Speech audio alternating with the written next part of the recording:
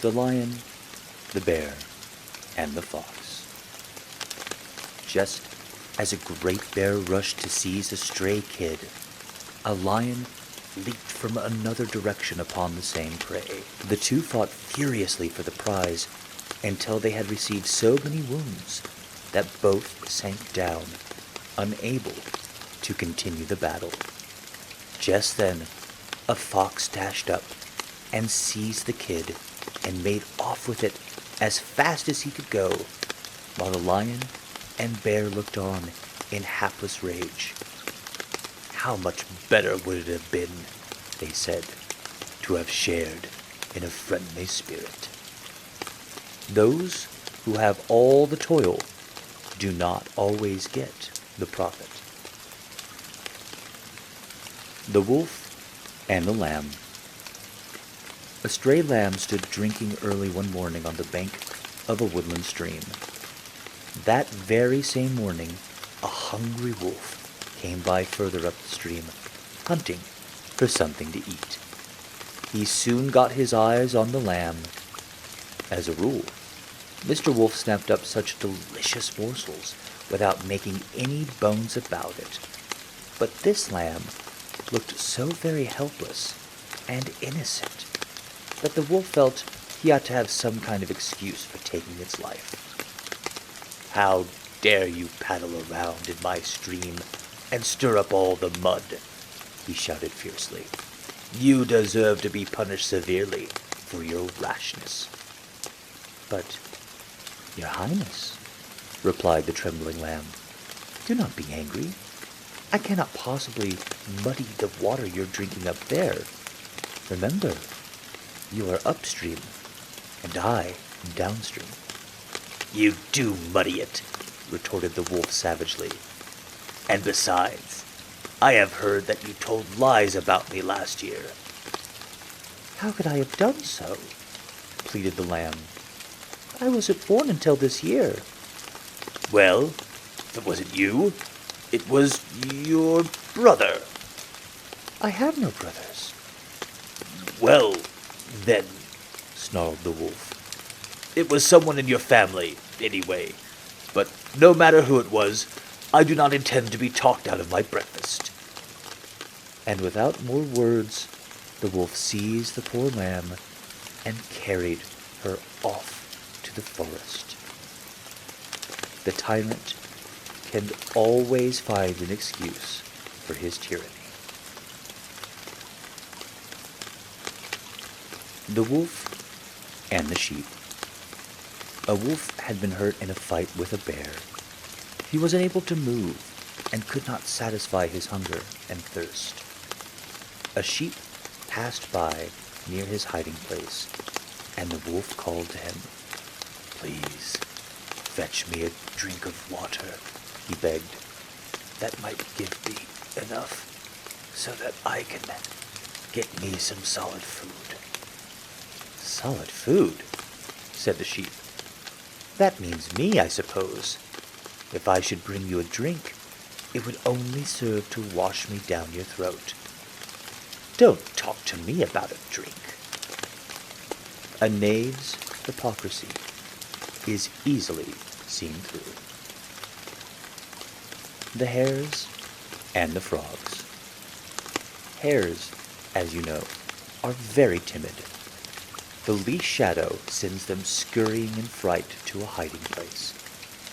Once they decide to die rather than live in such misery. But while they were debating how best to meet death, they thought they heard a noise, and in a flash were scampering off to the wood.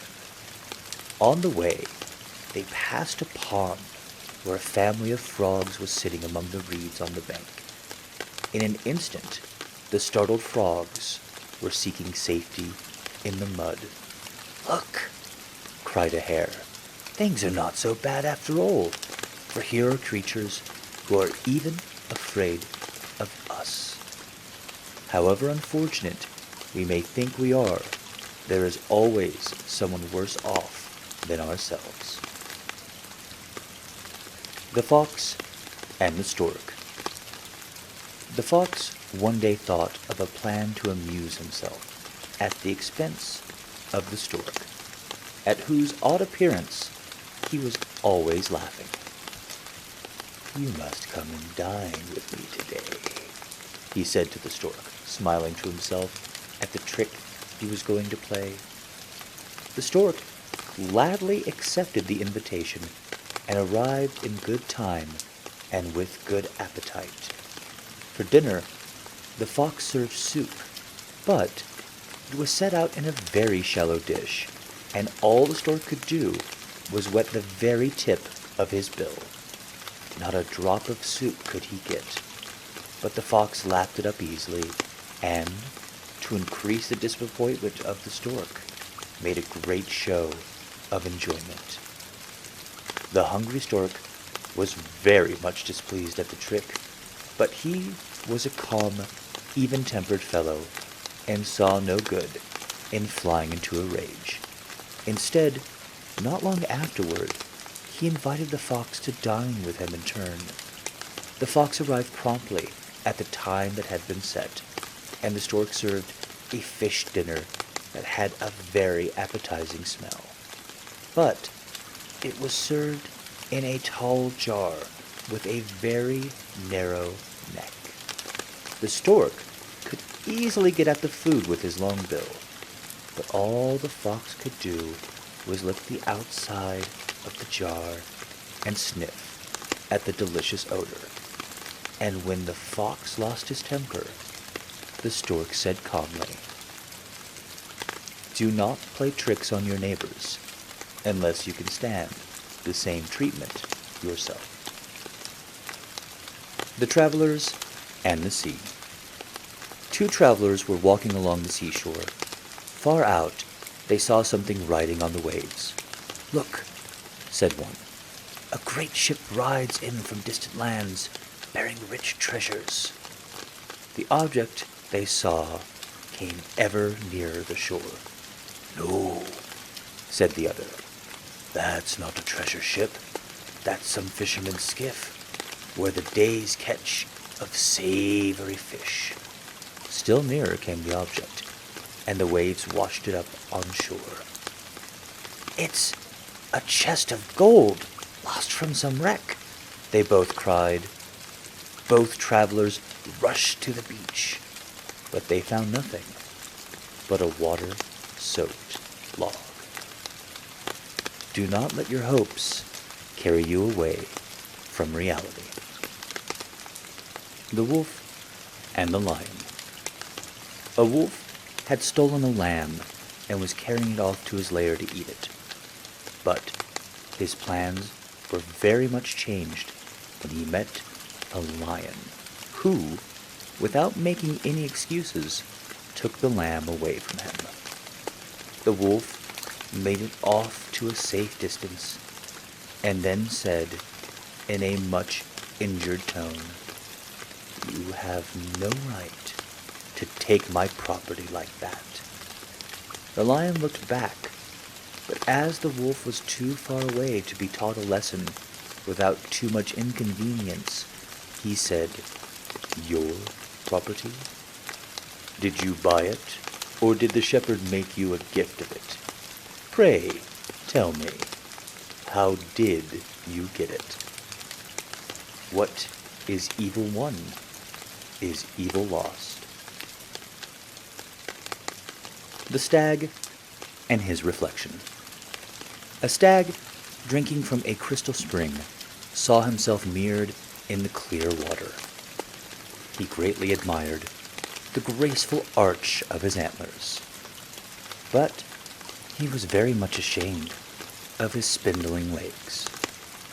"How can it be," he sighed, "that I should be cursed with such legs when I have such a magnificent crown?" At that moment, he scented a panther, and in an instant was bounding away through the forest. But as he ran, his wide-spreading antlers caught the branches of the trees, and soon the panther overtook him. Then the stag perceived that the legs of which he was so ashamed would have saved him if it wasn't for the useless ornament on his head. We often make much of the ornamental and despise the useful. The peacock. The peacock, they say, did not at first have the beautiful feathers in which he now takes so much pride. These Juno, whose favorite he was, granted to him one day when he begged her for a train of feathers to distinguish him from the other birds. Then, decked in his finery, gleaming with emerald, gold, purple, and azure, he strutted proudly among the birds. All regarded him with envy. Even the most beautiful pheasant could see that his beauty was surpassed.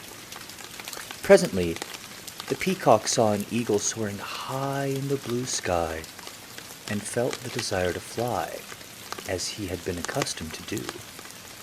Lifting his wings, he tried to rise from the ground, but the weight of his magnificent train held him down. Instead of flying up to greet the first rays of the morning sun, or bathe in the rosy light among the floating clouds at sunset, he would have to walk the ground more encumbered and oppressed than any common barnyard fowl. Do not sacrifice your freedom for the sake of pomp and show. The mice and the weasels. The weasels and the mice were always up in arms against each other. In every battle, the weasels carried off the victory, as well as a large number of mice, which they ate for dinner the very next day. In despair, the mice called a council, and there it was decided that the mouse army was always being beaten because it had no leaders. So, a large number of generals and commanders were appointed from among the most eminent mice. To distinguish themselves from the soldiers in the ranks, the new leaders proudly bound on their head lofty crests and ornaments of feathers and straw. Then, after long preparation of the mouse army in all the arts of war, they sent a challenge to the weasels. The weasels accepted this challenge with eagerness, for they were always ready for a fight when a meal was in sight. They immediately attacked the mouse army in large numbers. Soon, the mouse line gave way before the attack, and the whole army fled for cover. The privates easily slipped into their holes, but the mouse leaders could not squeeze through the narrow openings because of their headdresses, and not one of them escaped the teeth of the hungry, hungry weasels. Greatness has its penalties.